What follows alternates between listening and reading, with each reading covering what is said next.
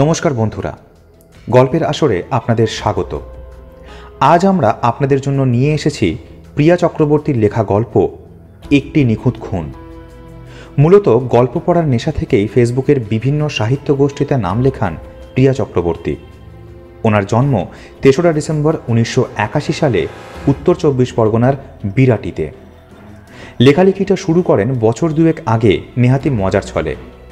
তারপর একে একে ফেসবুকের বিভিন্ন সাহিত্য গোষ্ঠীতে টুকটাক লেখালেখি শুরু করেন। আর তারপরেই ওনার লেখা জায়গা করে নিয়েছে বেশ কিছু সংকলনে, যেমন ভূতান্বেষী উৎসব সংখ্যা ১৪২৭, ভূতভূতুম উৎসব সংখ্যা ১৪২৮, অসাধারণ অনিলিখা, রান্নাঘরের রূপকথা, বরফকাঠি জমজমাটি, পাঞ্জেরি এবং গল্পের আসর ও পালক পাবলিশার্সের যৌথ উদ্যোগে নিবেদিত ১৬ শিহরণে। বইটির পারচেস লিঙ্ক নিচে ডেসক্রিপশনে দেওয়া হলো। আজকের গল্পের নাট্যরূপ দিয়েছেন অনিমেষ। গল্পের সূত্রধার ও গল্প পাঠে আমি স্নেহাদ্রি। অন্যান্য চরিত্রে জয়দীপ দত্ত, অনিরুদ্ধ, সৌরভ, সুপর্ণা, ঋতম, তৃষা এবং অজিতেশ নাগ। পোস্টার পরিকল্পনা ও রূপায়ণে ইন্দ্রিয় অন।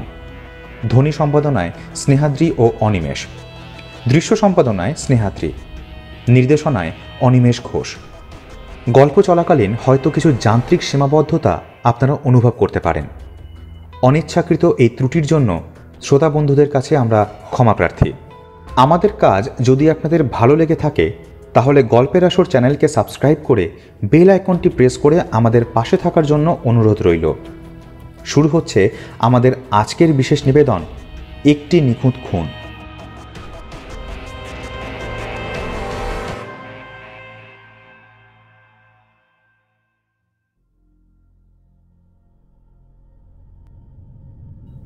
ফেব্রুয়ারি, বিকেল 5:30।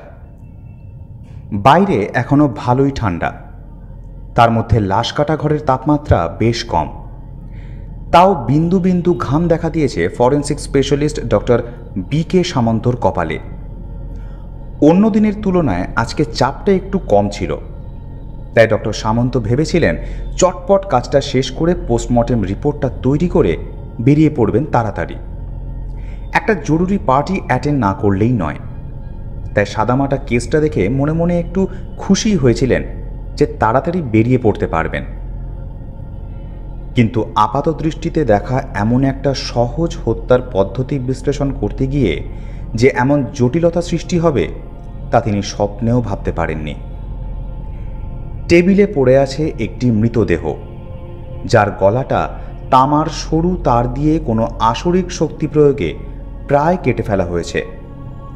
স্পাইনাল কর্ডের হাড় ভেঙে গেলেও সামান্য কিছু মাংসপেশির সঙ্গে দেহের সাথে জুড়ে আছে মাথাটা। এত জোরের সাথে কাজটা করা হয়েছে যে রেলে কাটা পড়ার মতোই রক্তক্ষরণ হয়েছে যৎসামান্যই। এটাই মৃত্যুর কারণ হিসেবে ধরে নিয়েছিলেন ডক্টর সামন্ত।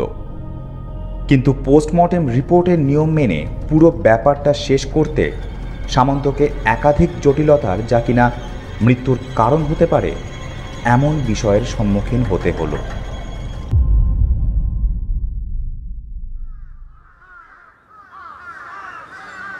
ফেব্রুয়ারি, সকাল 6:18। আজ বিধানপালের ঘুমটা ভাঙল অন্যরকম কোলাহলে।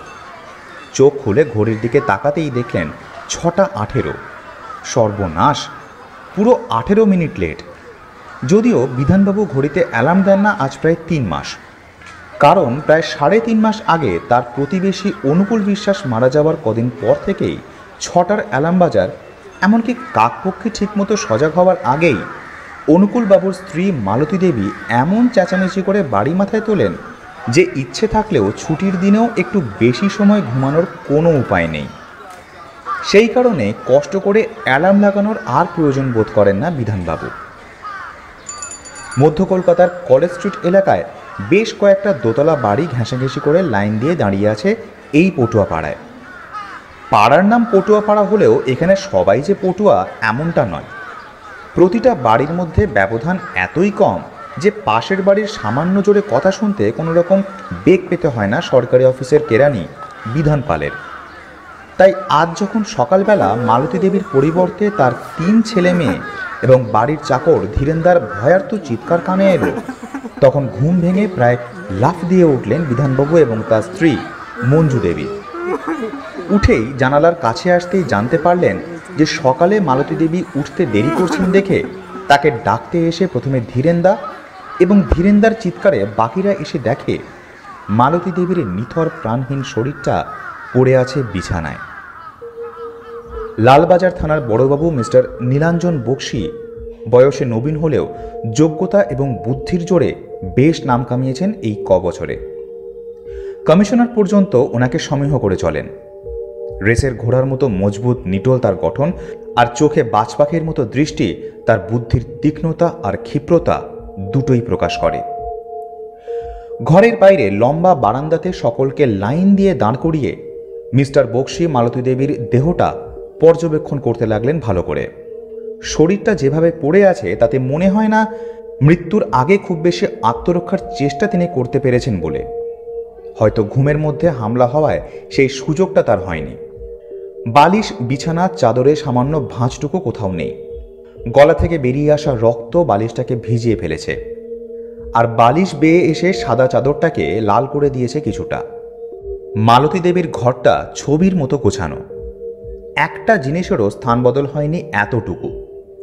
অপরিচিত চোর চুরির উদ্দেশ্যে হাটকাহাটকি করলে জিনিসপত্রের স্থান বদল হতো, তা যখন হয়নি তখন বুঝতে অসুবিধা হয় না যে হত্যা করাটাই প্রধান উদ্দেশ্য ছিল, আর হত্যাকারীও বিশেষ পরিচিত। সদর দরজা ভেতর থেকে বন্ধ ছিল এবং নিচের বারান্দার কোলাপসিবল গেটেও তালা লাগানো ছিল ভিতর থেকে। বাড়ির একতলায় রান্নাঘর, ঠাকুরঘর, খাবার ঘর আর পুরনো চাকর ধীরেন্দার ঘর। রাতেও ধীরেন্দা নিচের তলাতেই থাকে। তাছাড়াও নিচে রয়েছে দুটো ভাড়ার ঘর, একটাতে থাকে সংসারের জিনিসপত্র আর বাকি একটাতে থাকে এবাড়ির ছেলে রাতুলের ব্যবসার সামগ্রী। আর ওপর তলায় থাকেন মালতী দেবী আর তার 3 ছেলে মেয়ে। তাছাড়াও রয়েছে দুটো বাড়তি ঘর, যেগুলোকে গেস্ট রুম বলা চলে। আরেকটি আছে খুব বড় সড়ো বসবার ঘর, পুরনো সাবেকি আমলের বাড়ি। মাঝখানে খোলা উঠোন আর চারদিকে খোলা বারান্দা সহ ঘরগুলো পরপর সাজানো। শুধু মালতী দেবীর ঘর নয়, পুরো বাড়িটাতেই তার পরিপাট্যের ছাপ স্পষ্ট। ইন্সপেক্টর বক্সি ভালো করে নজর বুলিয়ে নিলেন পুরো ঘরটায়। বিছানার বাঁদিকে দেওয়াল ঘেঁষে রাখা আছে একটি সেগুন কাঠের আলমারি, আর সেই আলমারিতে তখনও ঝুলছে একটা মোটা চাবির গোছা। আলমারিটা পর্যবেক্ষণ করে বুঝলেন যে ভুল চাবি দিয়ে বা খুব তাড়াহুড়ো করে আলমারিটা খোলার চেষ্টা করা হয়েছে বেশ কয়েকবার, যার ফলে চাবির গর্তের পাশে বেশ কয়েকটা টাটকা আঁচড়ের দাগ পড়েছে। ঘরে রয়েছে একটি সেলাই মেশিন, সেটিও অতি যত্ন করে ঢেকে রাখা, যদিও তার চেহারা দেখে মনে হয় মাঝে মাঝেই সেটি ব্যবহার করা হয়। সেলাই মেশিনের উপরে রাখা একটি বড় সুদৃশ্য নজর কাড়া সুতোর বাক্স। বাক্সটিতে রয়েছে হরেক রঙের সুতো, আর সেগুলি নিখুঁতভাবে গুটিয়ে রাখা। সুতোর বাক্সটির ঢাকনায় রয়েছে একটি বিশেষ ধরনের সূঁচ রাখার জায়গা, আর সেখানে বিভিন্ন ধরনের এবং মাপের অনেক সূঁচ রয়েছে। ঘরের ভিতরে আর কোথাও কোনো সন্দেহজনক কিছু চোখে পড়ল না ইন্সপেক্টর বক্সির। তিনি এবার মৃতদেহের কাছে এসে ভালো করে দেখতে লাগলেন খুঁটিয়ে খুঁটিয়ে। মালতী দেবীর মুখের দিকে তাকিয়ে তার বয়সের আন্দাজ করে একটু কপালে ভাঁজ পড়ল তার। বেশ গম্ভীরভাবে নিজের মনের মধ্যেই বিড়বিড় করে বললেন, দেখে তো মনে হচ্ছে মালতী দেবীর বয়স 38 থেকে 40 বছরের মধ্যে হবে। আর এনার মুখটা রক্তক্ষরণের ফলে ফর্সা মুখটা একেবারে ফ্যাকাশে হয়ে গেছে। লম্বাটে, মাঝারি স্বাস্থ্য, সরু অথচ ফোলানো বাঁশির মতো নাক আর অত্যন্ত পাতলা ঠোঁটের সাথে সরু জোড়া ভুরু, সব মিলিয়ে তিনি মোটামুটি সুন্দরী হলেও স্বভাবে যে একটু রুক্ষ ছিলেন সেটা বলে দিতে হয় না। হাত দুটো দেহের পাশে স্বাভাবিকভাবেই রাখা। এই দেখে বক্সি আবার বললেন, এরকম অবস্থাতে তো হাত দুটো গলার কাছে থাকার কথা, হয়তো আততাই এভাবে রেখে দিয়েছে মৃত্যুর পর। পায়ের কাছে এসে ভুরু কুঁচকে দৃষ্টিটা আরেকটু তীক্ষ্ণ করলেন বক্সি। আর এই পায়ের পাতা দুটো সামনের দিকে নেমে সোজা হয়ে যাওয়ার কথা। এত স্বাভাবিক থাকে কি করে? এই যে দাসবাবু, মৃতদেহটা ময়না তদন্তে নিয়ে যাওয়ার ব্যবস্থা করুন। এই বলে ইন্সপেক্টর বক্সি বারান্দায় এলেন সবার সাথে কথা বলতে। উঠোনে এবং বাড়ির বাইরে পাড়ার লোকেদের ভিড় জমলেও কাউকেই উপরে আসতে দেওয়া হয়নি। ধীরেন্দার সাথে 3 ভাই বোন দাঁড়িয়ে আছে এক সারিতে। সকলের অত্যন্ত শান্ত আর নির্বিকার চেহারা কেমন একটা অস্বাভাবিক পরিবেশ তৈরি করেছে। বড় মেয়ে সৃজিতা কলকাতা বিশ্ববিদ্যালয় থেকে ইংরেজিতে MA করেছে। সারাটা দিনের বেশিরভাগ সময় তাকে বাড়ির বাইরেই থাকতে হয়। লম্বা ছিপছিপে শ্যামবর্ণা সৃজিতার চারিত্রিক দৃঢ়তা স্পষ্ট তার তুলনামূলক মোটা ঠোঁট আর শক্ত চোয়ালে। চোখ দুটো অত্যন্ত শান্ত, যা কিনা স্থির বুদ্ধির পরিচয় দেয়। ছোট মেয়ে Adrita mathematics honours, first year. মেধাবী হলেও নিজের বাস্তব বুদ্ধির পরিচয় দেওয়ার সুযোগ হয়ে ওঠেনি এখনো বোধ হয়। তুলনামূলক বেঁটে, ফর্সা, বড় বড় চোখ আর গোল মুখ থেকে বলে দিতে হয় না যে সিঁড়িতে ওঠার সময় দেওয়ালে অনুকূলবাবুর ছবির পাশে যে ভদ্রমহিলার ছবি টাঙানো রয়েছে, এই মেয়েটি তারই। ছেলে রাতুল সব থেকে বড় হলেও চোখে মুখে শিশু সুলভ সারল্য মাখা। বড় ও ছোট 2 বোনের চেহারার সাথেই তার কিছু কিছু মিল রয়েছে। তাকে নাম জিজ্ঞেস করতেই সে নিজে থেকেই সব বলতে শুরু করে দিল। ছোটবেলা থেকেই আমার পড়াশোনায় বিশেষ মনোযোগ ছিল না। আমি বুঝে গিয়েছিলাম পড়াশোনা করেও বড় হয়ে টাকাই আয় করতে হবে। তার চেয়ে বরং ছোট থেকেই ব্যবসায় লেগে পড়া ভালো। প্রথমে 2-1টা ছোটখাটো ব্যবসা করার পর বর্তমানে আমি ইলেকট্রিক্যাল সামগ্রীর বড় ব্যবসায়ী বলতে পারেন। শিয়ালদা ফ্লাইওভারের নিচে আমার একটা ছোট্ট দোকানও আছে। পাইকারি এবং খুচরো সব ধরনের ব্যবসাই করে থাকি। ঘরের যেখানে সেখানে নানা রকম কাজে ব্যবহার করা তারের টুকরো দেখে বুঝতে অসুবিধা হয় না যে সেগুলো দোকানের খুচরো কাজে বেঁচে যাওয়া অংশ। সেগুলো সম্পর্কে জিজ্ঞেস করাতে রাতুল উত্তর দিল, আমার প্রতিদিনই এরকম অনেক টুকরো বেঁচে যায়। এর থেকে কত বড় বড় টুকরো প্রতিদিন লোকেরা চেয়ে নিয়ে যায় তার ঠিক নেই। ইন্সপেক্টর বক্সি বুঝলেন যে আততায়ীর খুন করবার হাতিয়ার জোগাড় করতে বিন্দুমাত্র বেগ পেতে হয়নি, কারণ মালতী দেবীর গলায় যে তামার তারের টুকরোটা জড়িয়ে আছে সেটা যে রাতুলের ভাণ্ডার থেকে সংগ্রহ করা তাতে কোনো সন্দেহ নেই। এবার ডাক পড়ল ধীরেন্দার। ইন্সপেক্টর বক্সি ধীরেন্দাকে প্রশ্ন করলেন, মালতী দেবী কি নিঃসন্তান ছিলেন? আপনি কত বছর আছেন বাড়িতে?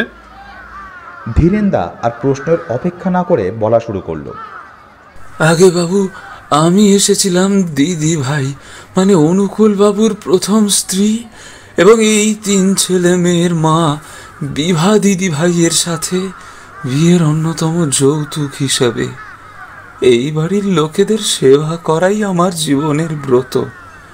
এরা ছাড়া আমার এই জগতে আর কেউ নেই। মাত্র বছর 10 আগে যখন দিদি ভাই ক্যান্সারে পড়লেন, তখন মালতী দেবী এসেছিলেন এই বাড়িতে দিদি ভাইয়ের নার্স হয়ে। একদিন সকালের দিকে যখন কেউ বাড়ি ছিল না, এমনকি আমিও কালীঘাটে পুজো দিতে গেছিলাম দিদি ভাইয়ের নামে, ওই মালতী দেবীরই অনুরোধে। সেদিন বাড়ি ফিরে শুনলাম দিদি ভাইয়ের শরীর হঠাৎ করেই প্রচণ্ড খারাপ হয়ে তিনি চলে গেছেন আমাদের সবাইকে ছেড়ে।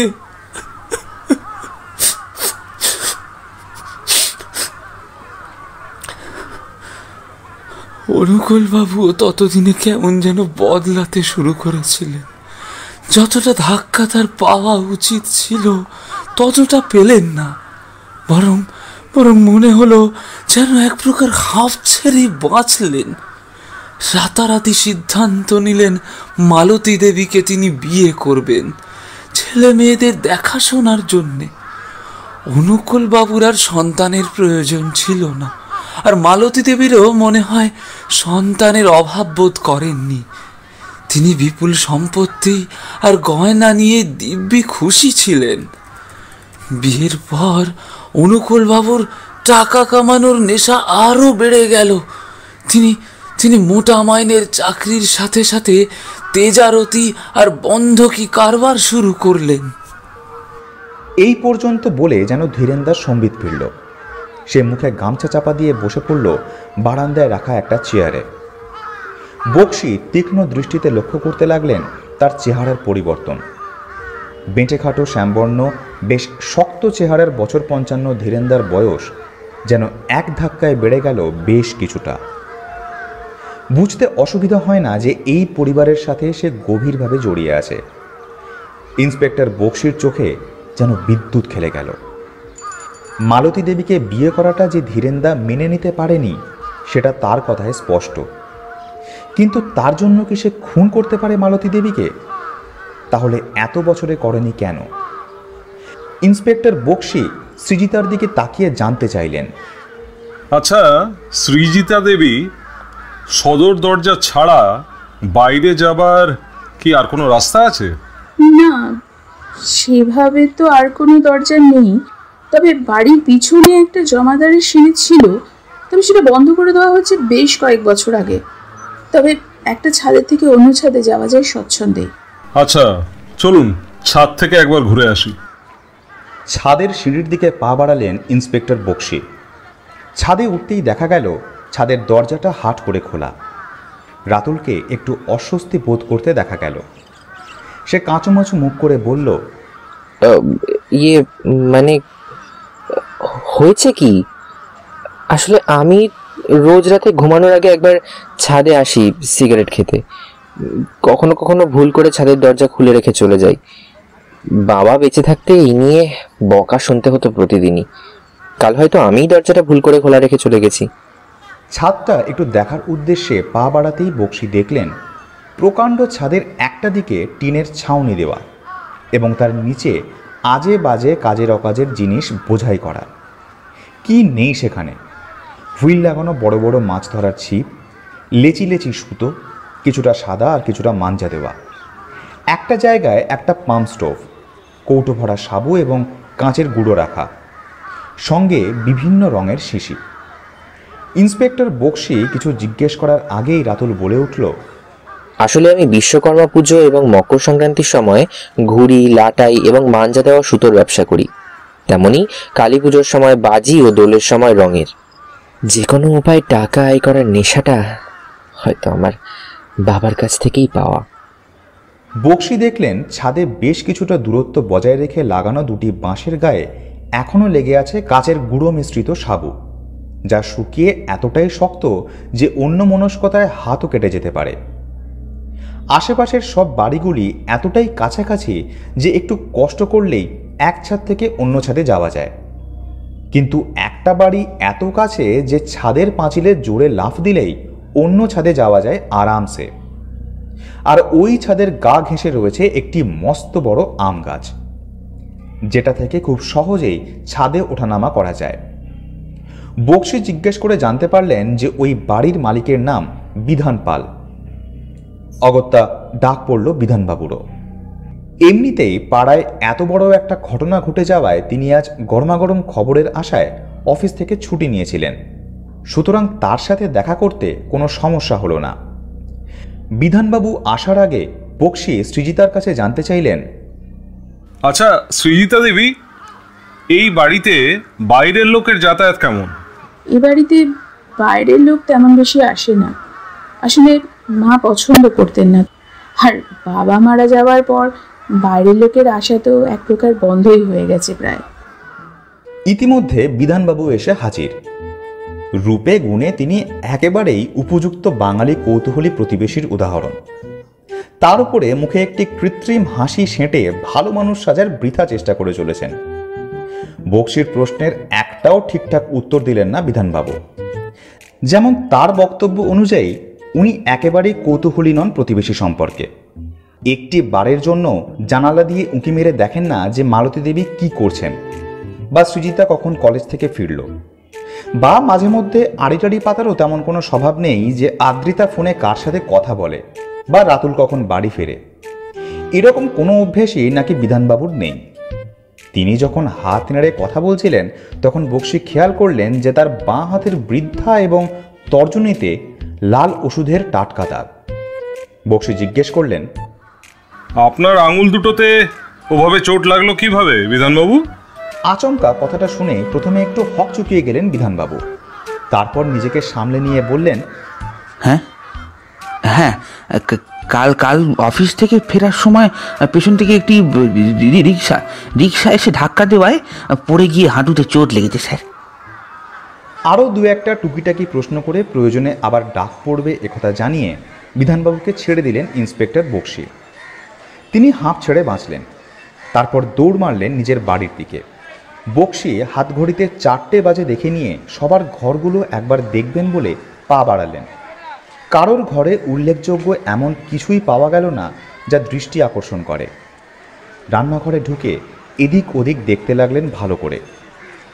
একেবারে পরিষ্কার পরিচ্ছন্ন করে গোছানো। আজ সকালের চা পর্যন্ত হয়নি। ডাস্টবিনটা টেনে একটু উঁকি মেরে দেখলেন। তাতে সামান্য কিছু তরকারির খোসা এবং একটা ঘুমের ওষুধের খালি স্ট্রিপ ছাড়া আর কিচ্ছু পাওয়া গেল না। বক্সি ধীরেন্দাকে জিজ্ঞাসা করলেন, আচ্ছা, মালতী দেবী কি রোজ ঘুমের ওষুধ খেতেন?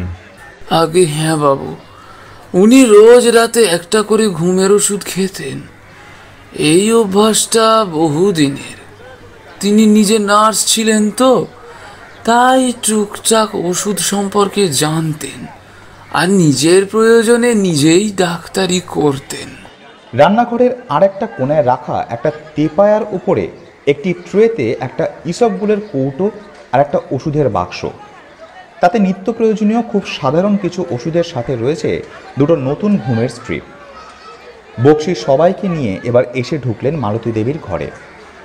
রাতুলকে বললেন, আচ্ছা রাতুলবাবু, আপনারা আলমারি খুলে চেক করেছেন তো যে সব ঠিক আছে কি না? না স্যার, আমরা কোনো জিনিসে এখনো হাত দিইনি। ও বেশ। আচ্ছা সৃজিতা দেবী, এখানে কি কি থাকে জানেন নিশ্চয়? আসলে স্যার উনি আমাদের তেমন বিশ্বাস করতেন না, তাই টাকা পয়সা দামি জিনিসপত্র অর্থাৎ গয়নাগাটি ইত্যাদি সব কিছু রাখতেন ব্যাংকের লকারে।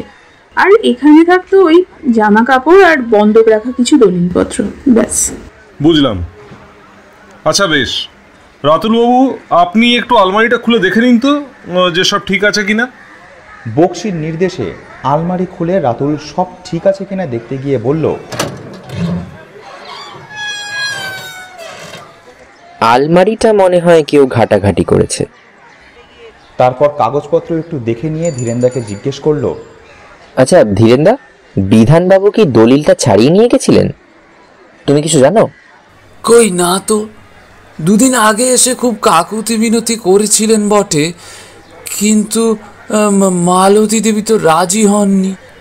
বলেছিলেন একটা টাকাও কম দিলে তিনি দলিল ফেরত দেবেন না। বিধানবাবু তো চলে গেছিলেন মুখ কালো করে। বক্সি যেন এইবার একটা ঠিকঠাক মোটিভের সন্ধান পেয়েছে এমন একটা ভাব করে খানিক স্বস্তির নিঃশ্বাস ফেলে সুজিতাকে জিজ্ঞাসা করলেন, আচ্ছা মালতী দেবী কি দরজা খুলেই ঘুমোতেন? বাবা মারা যাওয়ার পর একদিন রাতে নাকি দুঃস্বপ্ন দেখে খুব ভয় পেয়েছিলেন। তারপর থেকে মা দরজা খুলেই শুতেন। এমন সময় হঠাৎ বক্সির ফোনটা বেজে উঠল। ঘড়ির কাঁটা তখন জানান দিচ্ছে বিকেল 5:30 বাজছে। বক্সি হ্যালো বলার কয়েক সেকেন্ডের মধ্যেই চোখে মুখে একটা নিদারুণ কাঠিন্য দেখা দিল। মুখে শুধু একবার বললেন, হোয়াট? ঠিক আছে, আপনি কাজে এগোন, আমি আসছি। এরপর 4 জন কনস্টেবলকে বাড়িতে নজর রাখতে বলে বক্সি বেরিয়ে গেলেন। Pathologist doctor B K. Samanta postmortem রিপোর্টটা বক্সির হাতে দিয়ে বললেন, আসুন মিস্টার বক্সি, এই আপনার পোস্টমর্টেম রিপোর্ট। মোটামুটি আমি যা বুঝতে পারলাম, মৃত্যুর সময় রাত 2টো থেকে 2:30টার মধ্যে। কিন্তু মৃত্যুর কারণ সঠিকভাবে বলা সম্ভব হচ্ছে না। তার কারণ আপাত দৃষ্টিতে তামার তার দিয়ে গলা কেটে হত্যা করা হয়েছে বলে মনে করলেও মৃতদেহের শরীরে পাওয়া গেছে একাধিক ঘুমের ওষুধ, যা কিন্তু একজন দুর্বল মানুষকে মৃত্যুর মুখে ঠেলে দেওয়ার জন্য যথেষ্ট। তাছাড়া পাকস্থলীতে পাওয়া গেছে বেশ খানিকটা কাঁচের গুঁড়ো, যার ফলে পাচনতন্ত্র ক্ষতিগ্রস্ত হয়েছে সাংঘাতিকভাবে, যা মৃত্যুর কারণ হতেই পারে। এছাড়া মেডুলা অবলাঙ্গাটাতে সুষুম্না শীর্ষকে খুব পাকা হাতে ছুঁচ ফোটানো হয়েছে, যার ফল নিশ্চিত মৃত্যু। অর্থাৎ কাঁচের গুঁড়ো, ঘুমের ওষুধ, ছুঁচ আর তামার তার, এই 4টে বস্তুকে ব্যবহার করা হয়েছে হত্যার হাতিয়ার হিসেবে। কিন্তু মৃত্যু যে কে আগে নিয়ে এসেছে সেটা ঠিক করা মুশকিল। তামার তারটাতে একাধিক আঙুলের ছাপ পাওয়া গেছে, এমনকি মালতী দেবীর হাতের ছাপও আছে। তার থেকেও বড় কথা, তারের যেটুকু অংশ গলার সাথে জড়িয়ে ছিল সেটুকু তার দিয়ে হত্যা করা সম্ভব নয়। অর্থাৎ হত্যার পর তার দুপাশ থেকে কেটে নেওয়া হয়েছে। পাচনতন্ত্রের অবস্থা অত্যন্ত খারাপ, ঘুমের ওষুধগুলো প্রায় সবটাই গলে গেছে, তাই ঠিক করে বলা মুশকিল এক্স্যাক্টলি কটা ট্যাবলেট হতে পারে। আর কাঁচের গুঁড়োর সাথে পাওয়া গেছে ইসবগুল, সম্ভবত ইসবগুলের সঙ্গে কাঁচের গুঁড়ো পেটে গেছে। তবে ওনার পাচনতন্ত্র থেকে এটা পরিষ্কার যে ইসবগুল ওনার নিয়মিত খাদ্য তালিকায় ছিল। মোটামুটি এই। আর আরেকটা পয়েন্ট, মেডুলা অবলাঙ্গাটাতে চোট আনার জন্য যে ছুঁচ ব্যবহার করা হয়েছিল সেটা কিন্তু অত্যন্ত সাধারণ এবং প্রত্যেকটা গৃহস্থ পরিবারে সহজলভ্য। বুঝতে পারলেন?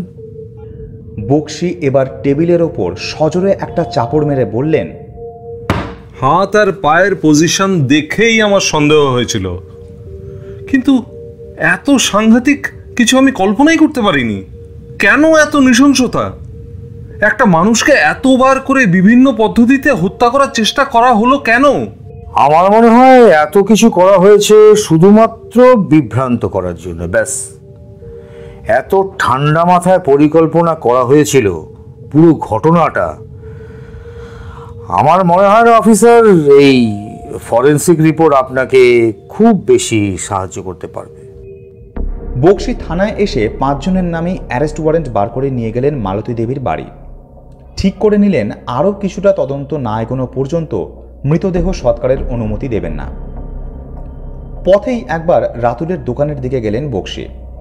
আজকের দোকান বন্ধ থাকায় আশেপাশের সকলকে জিজ্ঞেস করে রাতুল সম্পর্কে যা জানতে পারলেন তাতে কোনো দিক থেকেই তাকে খুনি মনে করার যোগ্য বলে মনে হয় না। এই এলাকায় তার কাজের দিক থেকে এবং মানুষ হিসাবে অত্যন্ত সুনাম। প্রতিবেশী দোকানদারদের মতে রাতুলের মতো নিরীহ সাদাসিধে ছেলে এই যুগে পাওয়া মুশকিল। শুধু 2 বোনই নয়, বাবা এবং বিমাতা মালতী দেবী আর ধীরেন্দা প্রত্যেকের প্রতি সে অত্যন্ত দায়িত্বশীল। তার ভীতু স্বভাবকে কেন্দ্র করে বিভিন্ন রকমের গল্প আশেপাশের সকলের সময় কাটানোর একটা আনন্দদায়ক আলোচ্য বিষয়। বক্সির চিন্তা আরও গভীর হলো। মনে মনে বিড়বিড় করে বলতে লাগলেন, রাতুলকে যদি সন্দেহের তালিকা থেকে সরিয়ে রাখা হয় তাহলে যে 4 জন থাকছে তার মধ্যে যার উপরে এসে সন্দেহটা ঘনীভূত হয় সে হলো বিধানবাবু। তার একটা জোরালো মোটিভ আছে, কিন্তু পরের বাড়িতে গিয়ে এতগুলো কাণ্ড একার হাতে করা কি সম্ভব? মনে তো হয় না। নাকি তিনি আরো লোক নিয়ে এসেছিলেন সঙ্গে?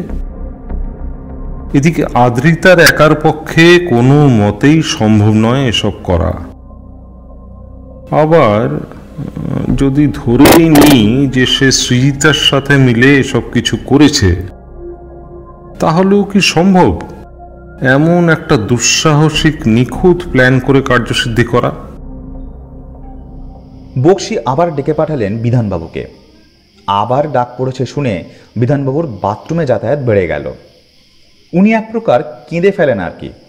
বক্সি বিধানবাবুকে প্রশ্ন করলেন, আপনার দলিলটা এখন কোথায় বিধানবাবু? প্রশ্ন শুনেই বিধানবাবু হাউমাউ করে কেঁদে ফেললেন। বক্সির সামনে হাত জোড় করে বললেন, বিশ্বাস করুন স্যার, আমি কাল যখন এসেছিলাম দলিলটা চুরি করতে, তখন মালতী দেবী আর বেঁচে ছিলেন না। বছর দুয়েক আগে অনুকূল বাবুর কাছ থেকে বিশেষ প্রয়োজনে দলিল বন্ধক রেখে মাত্র 50,000 টাকা ধার নিয়েছিলাম। কিন্তু উনি কি হিসেবে জানি না 2 বছরে এই টাকার সুদের পাহাড় তৈরি করেছিলেন আমার সামনে। বিশ্বাস করুন স্যার, 10 লাখ টাকা দেওয়ার মতো ক্ষমতা আমার নেই, একেবারেই নেই। অনুকূলবাবু মারা যাওয়ার পর মালতী দেবীর কাছে 1 লাখ টাকার পরিবর্তে দলিল ফেরত চেয়েছি বহুবার, কিন্তু উনি ছিলেন অনুকূলবাবুর থেকেও বেশি পয়সা পিচাস।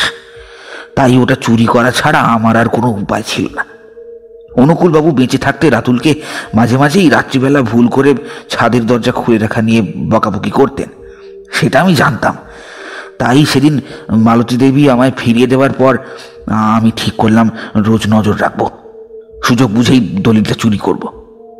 আর সেই মতোই কাল যখন রাতুল ছাদে এলো, আমি নজর রেখেছিলাম ওর ওপর। দেখলাম রাতুল অন্যমনস্কভাবে দরজার খোলা রেখেই নেমে গেল নিচে। কিছুক্ষণ দাঁড়িয়ে রইলাম দেখবার জন্য যে ও আবার ফিরে আসে কিনা দরজা বন্ধ করতে, কিন্তু ও আর এলো না। সৃজিতা ও অর্জিতা অনেক রাত পর্যন্ত জেগে পড়াশোনা করে, তাই সবাই ঘুমিয়ে যাওয়ার পর রাত 3টে নাগাদ ছাদ টপকে এ বাড়িতে এলাম। তারপর সোজা ঢুকে গেলাম মালতী দেবীর ঘরে। মনে মনে ভয় ছিল দরজা ভেতর থেকে বন্ধ থাকে কিনা, কিন্তু ওনার ভয় পাওয়ার ঘটনাটা মোটামুটি পাড়ার সবাই জানে। আর সেই থেকে উনি যে দরজা খুলে ঘুমন সে খবরও কারোর অজানা নেই। আলতো করে ঠেলা মারতেই খুলে গেল দরজা। মালতী দেবীর বালিশের তলায় হাত দিয়ে চাবি বের করতে গিয়ে চটচটে কি যেন একটা হাতে ঠেকল। ঘুমের ওষুধ খেয়ে ঘুমোয়, তাই ঘুম ভাঙার ভয় ছিল না, কিন্তু হাতে কি লাগলো সেটা জানার জন্য একটুখানি আলোতে গিয়ে দেখতেই আমার হৃৎপিণ্ডটা উঠে এলো গলার কাছে। বিশ্বাস করুন স্যার, ভয়ঙ্কর কিছু একটা হয়ে গেছে সেটা বুঝতে পেরেছিলাম, কিন্তু সেদিকে তাকানোর সাহস আমার ছিল না। কোনো রকমে মাথা ঠান্ডা করে দলিলটা নিয়ে পালানোটাই বুদ্ধিমানের কাজ মনে করলাম। কিন্তু এমনভাবে গা হাত পা কাঁপছিল যে চাবি দিয়ে আলমারি খুলতে সময় লাগলো অনেকটা। অন্ধকারে খানিকটা হাতকানোর পর দলিলটা পেলাম।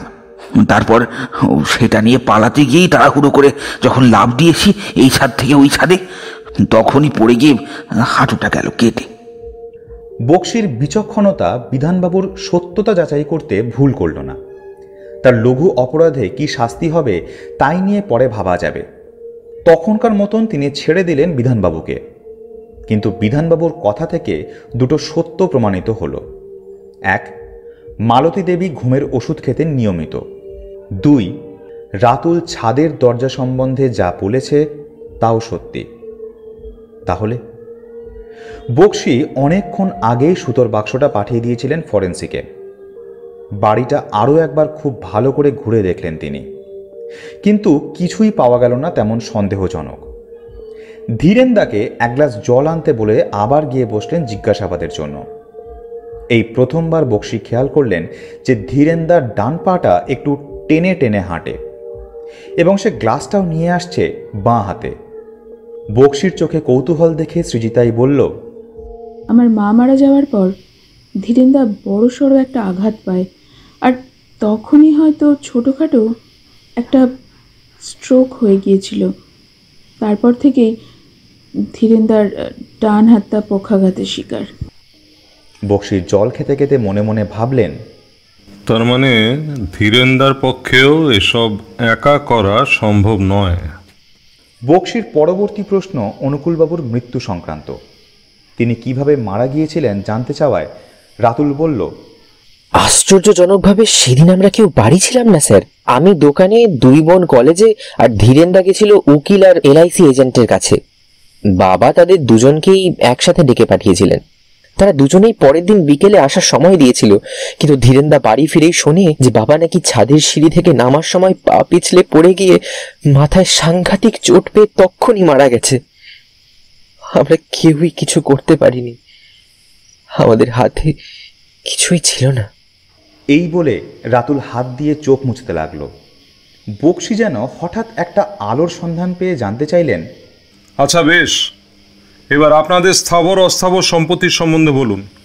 সৃজিতা তৎক্ষণাৎ মালতী দেবীর আলমারি খুলে সমস্ত দলিল এবং কাগজপত্র এনে হাজির করল বক্সির সামনে, যাতে রয়েছে আরও কিছু বন্ধকি দলিল, যেগুলো সম্পর্কে এদের ভালো করে কিছুই জানা নেই। কাগজপত্র ঘাঁটতে ঘাঁটতে ক্রমশ বক্সির মুখে পরাজয়ের ছাপ স্পষ্ট হতে লাগলো। এই যে বিরাট বড় ক্ষতি, মালতী দেবীর মৃত্যুতে তো আপনারা প্রায় পথে বসতে চলেছেন। ব্যাংকের সমস্ত টাকা পয়সা মালতী দেবীর নামে, এবং তার অবর্তমানে সব যাবে আশ্রয় অনাথ আশ্রমে। এমনকি 3 ভাই বোনের নামে মোটা টাকার LIC করা, যেগুলো নমিনি মালতী দেবী। অর্থাৎ আপনাদের অকাল মৃত্যুর পর সমস্ত টাকা পয়সা পাবেন মালতী দেবী। কি আশ্চর্য! এমন অদ্ভুত ব্যাপার দেখে মালতী দেবী সম্পর্কে বক্সির ধারণা খানিকটা পরিষ্কার হলো। ধীরেন্দা বলল, একটু বেশি বয়সে অমন অল্প বয়স্কা মেয়ে বিয়ে করে অনুকূলবাবুর মাথাটা একেবারে খারাপ হয়ে গেছিল। এসব কিছুই চলছিল মালতী দেবীর কথায়। শেষের দিকে হয়তো তার মোহভঙ্গ হয়েছিল। তিনি ঠিক করেছিলেন উইল এবং টাকা পয়সার নমিনির ক্ষেত্রে কিছু পরিবর্তন করবেন। তাই সেদিন ডেকে পাঠিয়েছিলেন উকিলবাবু আর LIC এজেন্টকে, কিন্তু শেষ রক্ষা করতে পারেননি। হঠাৎ ইন্সপেক্টর বক্সি ধীরেন্দাকে প্রশ্ন করে বসলেন যে, আপনাদের কি মনে হয়, বিভা দেবী এবং অনুকূলবাবুর মৃত্যুর জন্য কি মালতী দেবী দায়ী? ধীরেন্দা এবারে সোজা হয়ে বসে একটা বড় দীর্ঘশ্বাস ফেলে চোয়ালটাকে শক্ত করে বলল, মনে হওয়াতে কি এসে যায় দারোগা বাবু, আমাদের হাতে যে কোনো প্রমাণ ছিল না। ধীরেন্দার শেষ কথাগুলো বক্সির মাথায় ঘুরতে থাকলো চক্রাকারে। সম্বিত ফিরল, ফোনটা বেজে ওঠায়। ফরেন্সিক ল্যাব থেকে ফোন এসেছে। তাদের বক্তব্য, একাধিক সূঁচে বাড়ির প্রত্যেকের রক্তের নমুনা পাওয়া গিয়েছে। বক্সি একটা দীর্ঘশ্বাস ফেলে নিজের হেরে যাওয়ার অনুভূতিটা খানিকটা কম করল। সে বুঝতে পারল যে এই সুপরিকল্পিত চক্রান্তের রহস্য ভেদ করা হয়তো তার পক্ষে সম্ভব নয়, কিন্তু তবুও এই হারের মধ্যে কোথাও না কোথাও যেন একটা জিতে যাওয়ার আনন্দ অনুভব করল বক্সি। মালতী দেবীর হয়তো এটাই প্রাপ্য ছিল। সত্যিই তো, প্রমাণ ছাড়া যে আইনের হাত পা বাঁধা। মালতী দেবী বেঁচে থাকলে এভাবেই একে একে বাড়ির প্রত্যেকে তার শিকার হতো নিঃসন্দেহে। ইন্সপেক্টর বক্সির আনা অ্যারেস্ট ওয়ারেন্ট কোনো কাজে লাগলো না, কারণ তার কাছে একটিও প্রমাণ নেই যা থেকে তিনি এই 4 জনের একজনকেও অ্যারেস্ট করতে পারবেন। তাও অন্তত কিছুদিন চেষ্টা চালাতে হবে, যতদিন এদের সব ঠিক না হচ্ছে। বক্সি যখন মৃতদেহ সৎকারের অনুমতি দিয়ে বাড়ি থেকে বেরোচ্ছে, তখন 3 ভাই বোন ধীরেন্দার সাথে এগিয়ে এলো সদর দরজা পর্যন্ত। বক্সির চোখে আজ অন্য চমক। তিনি একদিকে যেমন আইনের পূজারী, অন্যদিকে অপরাধ এবং অপরাধীর পরম শত্রু।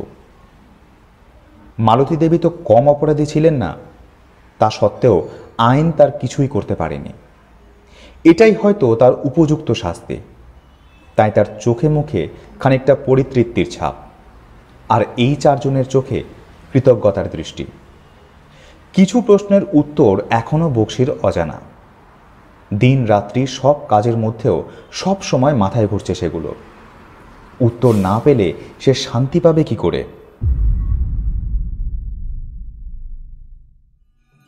3 দিন পর বেনারসের দশাশ্বমেধ ঘাটে বিভা দেবী এবং অনুকূলবাবুর অস্থি বিসর্জন দেওয়ার পর ধীরেন্দা, রাতুল, সৃজিতা এবং আদ্রিতা ঘাটে বসে আছে চুপচাপ। যদিও পাড়ার লোক জানে অপমৃত্যুর কারণে মালতী দেবীর শ্রাদ্ধশান্তি এবং অস্থি বিসর্জনের উদ্দেশ্যে বেনারসে আগমন। ধীরেন্দা আনমনে বলে উঠল, দিদি ভাই সেই যখন ছোটবেলায় আমায় বাঁচিয়েছিল জলে ডোবা থেকে, নিজে সাঁতার না জেনেও ঝাঁপিয়ে পড়েছিল একটা চাকরের ছেলেকে বাঁচাতে। সেদিনই ঠিক করে ফেলেছিলাম এ জীবনটা দিদি ভাইয়ের জন্য উৎসর্গ করব, কিন্তু শেষ রক্ষা করতে পারিনি। দিদিভাই প্রায় সুস্থ হয়ে উঠেছিল। ডাক্তারবাবু বলেছিল অপারেশন ভালো হয়েছে, এখনো সে বাঁচবে অনেক দিন। আমি ভেবেছিলাম আর কদিন বাদে দিদিভাইকে নিয়ে মন্দিরে পুজো দিতে যাব, কিন্তু মালতী সেদিন জোর করে আমায় পাঠিয়ে দিলেন বাড়ির বাইরে। একটিবারের জন্য যদি ওর অভিসন্ধি বুঝতে পারতাম তাহলে আর। ধীরেন্দার চোখে জল চলে এলো কথাগুলো বলতে বলতে। রাতুল ওর কাঁধে হাত রেখে বলল, কেঁদো না ধীরেন মামা, কেঁদো না। আমিও চোখের সামনে যেভাবে বাবার মাথাটা খারাপ হতে দেখেছিলাম, আমার পক্ষে আর সম্ভব হচ্ছিল না, আর সহ্য করতে পারছিলাম না। আমি বুঝে গেছিলাম অনেক আগেই ওই মালতী টাকার লোভে আমাদের প্রাণ নিতেও দ্বিধাবোধ করবে না। তাই পড়া ছেড়ে লেগে পড়লাম টাকা কামানোর দৌড়ে। ভেবেছিলাম কিছু টাকা পয়সা জমিয়ে তোমাদেরকে নিয়ে বেরিয়ে আসবো এই বাড়ি থেকে। যতদিন না সেটা সম্ভব হচ্ছে ততদিন মালতীর হাতে টাকা গুঁজে দিয়ে তার ভালো নজরে থাকার চেষ্টা করেছিলাম আমি। বাইরের লোকজন ভাবতো আমায় বোধহয় সে একটু ভালো চোখেই দেখে, আসলে টাকাটাই তার কাছে শেষ কথা। কলেজ ছেড়ে দিলেও পড়াশোনার ইচ্ছেটা ছাড়তে পারিনি। তাই দোকান বন্ধ করার পর প্রতিদিন 2 ঘন্টা লাইব্রেরিতে গিয়ে পড়াশোনা করেছি বিভিন্ন বিষয় নিয়ে। সেসব বিষয় যে কোনোদিন এভাবে কাজে আসবে সেটা ভাবিনি। নিজের হাতে এক মুঠো ঘুমের ওষুধ আর কাঁচের গুঁড়ো ইসবগুলোর সাথে খাওয়াবো বলে গত 3 মাস যাবৎ রাশি রাশি টাকার বিনিময়ে তার প্রতি যত্নশীলতা প্রকাশ করার জন্য অনেক বিষ পান করে এই বিশ্বাসটা অর্জন করতে হয়েছে আমায়। পাছে ওই কাল নাগিনী ওই দুটো আঘাত সামলে ওঠে, সেই ভয়ে মেডুলা অবলাংটায় আঘাত করতে হলো আমায়। যেদিন একটা জেল ফেরত আসামির সাথে আমার বিয়ে ঠিক করে তার হাতে আমায় হত্যা করিয়ে বিমার সমস্ত টাকা আত্মসাৎ করবে ভেবেছিল, সেদিন হয়তো বাবার কানে কোনোভাবে কথাটা যাওয়ায় তিনি খানিকটা ধরতে পেরেছিলেন মালতীর চক্রান্ত, আর তাই উকিল আর LIC এজেন্টকে ডেকে পাঠিয়েছিলেন কাগজে কোনো রদবদল করবেন বলে। কিন্তু তার আগেই শেষবারের মতন বিধানবাবুর স্ত্রী দুজনকে একসাথে দেখেছিল ছাদে। মালতীর একটা ধাক্কাই হয়তো যথেষ্ট ছিল বাবার জন্য। কিন্তু সব থেকে গুরুত্বপূর্ণ কাজটা ছিল মালতীকে ভয় দেখানো। ছোটবেলা থেকেই ধীরেন মামার মুখে শুনে এসেছি আমাকে দেখতে ঠিক মায়ের মতো। হঠাৎ একদিন একটা সিনেমা দেখতে দেখতে বুদ্ধিটা মাথায় খেলে গেল। মায়ের শাড়ি পরে মার মতো সেজে মালতীর ঘরে ঢোকার আগেই লুকিয়েছিলাম ঠিক ওর খাটের তলায়। তোমাদেরকে যদি আগে সেটা বলতাম তাহলে হয়তো অভিনয়টা ঠিকঠাক করতেই পারতাম না, হাসি পেয়ে যেত। মাঝরাতে যখন ওর বুকের ওপর চেপে বসে মুখটা মুখের কাছে এনে বলেছিলাম, আমার মৃত্যুর জন্য কে দায়ী? হ্যাঁ, কর্তামশাইকে সিঁড়ি থেকে কে ধাক্কা দিয়েছে? হ্যাঁ, তুই কি ভেবেছিস পার পেয়ে যাবি? তোকে আমি ছেড়ে দেব? ছাড়বো না, তোকে আমি ছাড়বো না।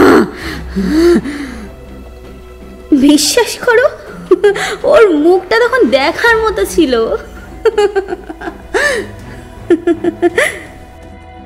এই বলে হাসতে লাগলো আদ্রিতা। কিছুক্ষণ পর হাসি থামিয়ে ধীরেন্দাকে বলল, কিন্তু মামা একটা কথা বলো আমায়, দাদার পদ্ধতিতে অব্যর্থ মৃত্যু ছিল ওটা, তার সত্ত্বেও অত নৃশংস হওয়াটা কি খুব জরুরি ছিল? ছিল রে মা, ছিল। অত শান্তির মৃত্যু যে ওর প্রাপ্য নয়। মালতী অত শান্তিতে মরলে আমি যে মরেও শান্তি পেতাম না। এটা ঠিক যে আমি আমার ক্ষোভটা প্রকাশ করেছি ওর মৃতদেহের ওপর, কিন্তু কিন্তু তাতেও যে শান্তি পেয়েছি তা তোরা বুঝবি না। ডান হাতটা কমজোরি হয়ে গেলেও এই 10 বছরে বাঁ হাতে সব কাজ করে তার শক্তি বেড়ে গেছে অনেক গুণ। জানলায় তারের এক প্রান্ত বেঁধে গলায় পেঁচিয়ে আর এক প্রান্ত বড়শির কপি কলের সাহায্যে গোটাতে খুব বেশি শক্তি খরচা করতে হয়নি। হ্যাঁ, মনে করে জানলার রডে কাপড় বেঁধে নিয়েছিলাম, নইলে হয়তো রডে যে দাগ পড়তো তা থেকে বক্সির সন্দেহ হতো। আমি চাইনি তোমরা কেউ এই নৃশংসতার ভাগীদার হও। তাই তোমরা সবাই নিজের ঘরে চলে গেলে ওই কাজটা আমি একাই করি। ভয় পাচ্ছিলাম বিধান বাবুকে নিয়ে। উনি যেভাবে সারা দিন রাত উঁকি মারতে থাকেন, পাশে কিছু দেখে ফেলেন। কিন্তু হয়তো ঈশ্বর আমাদের সঙ্গে ছিলেন, তাই সেদিন বিধানবাবুর নজর ছিল তোমাদের 3 জনের জানালায়। সে অপেক্ষা করছিল তোমাদের ঘুমোনোর। ইন্সপেক্টর বক্সি আমার বাঁ হাতের শক্তি আন্দাজ করতে পারেননি। আসলে যাতে ওনার নজর না পড়ে তাই এক মুহূর্ত গামছাটা হাত ছাড়া করিনি। আর আমার সৃজিতা মাও সদা সতর্ক ছিল সেই ব্যাপারে। সব কাজেই আমার আগে নিজেই এগিয়ে গেছে আমাকে আড়াল করার জন্য। তদন্ত একটা নতুন মোড় নিয়েছে। বন্ধকি দলিলের মালিক এবং নমিনি করা অনাথ আশ্রমের বিষয়ে বিশেষ খোঁজখবর নেওয়া হচ্ছে। পুলিশ মহলে বিশ্বাস অপরাধীর প্রধান মূল এখানে কোথাও পাওয়া যাবে। কোনো রকম অপরাধ সমর্থনযোগ্য নয়, কিন্তু কিছু কিছু মানুষ বেঁচে থেকে আরও অনেক মানুষের মৃত্যুর কারণ হয়ে দাঁড়ায়। কখনো কখনো হয়তো একটু অন্যভাবে ভাবতে হয়।